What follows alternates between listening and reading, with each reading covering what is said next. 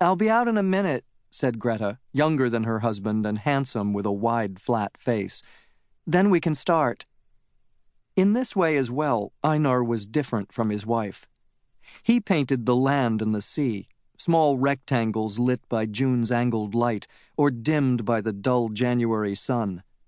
Greta painted portraits, often to full scale, of mildly important people with pink lips and shine in the grain of their hair. Herr I. Gluckstadt, the financier behind the Copenhagen Free Harbor. Christian Dalgaard, furrier to the king. Ivar Knudsen, member of the shipbuilding firm Burmeister and Vane. Today was to have been Anna Fonsmark, the mezzo-soprano from the Royal Danish Opera.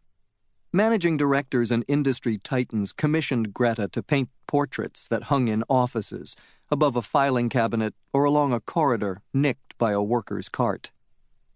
Greta appeared in the doorframe. "You sure you won't mind stopping for a bit to help me out?" she said, her hair pulled back. "I wouldn't have asked if it weren't important. It's just that Anna's canceled again. So, would you mind trying on her stockings?" Greta asked. "And her shoes?" The April sun was behind Greta, filtering through the silk hanging limply in her hand.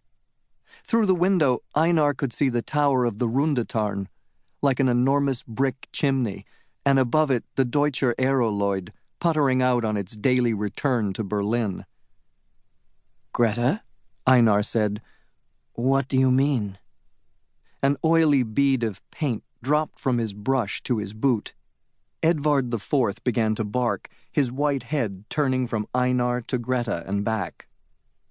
"Anna's cancelled again," Greta said. "She has an extra rehearsal of Carmen. I need a pair of legs to finish her portrait or I'll never get it done. And then I thought to myself, yours might do." Greta moved toward him, the shoes in her other hand senep yellow with pewter buckles. She was wearing her button-front smock with the patch pockets where she tucked things she didn't want Einar to see.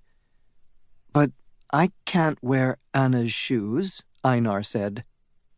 Looking at them, Einar imagined that the shoes might, in fact, fit his feet, which were small and arched and padded softly on the heel.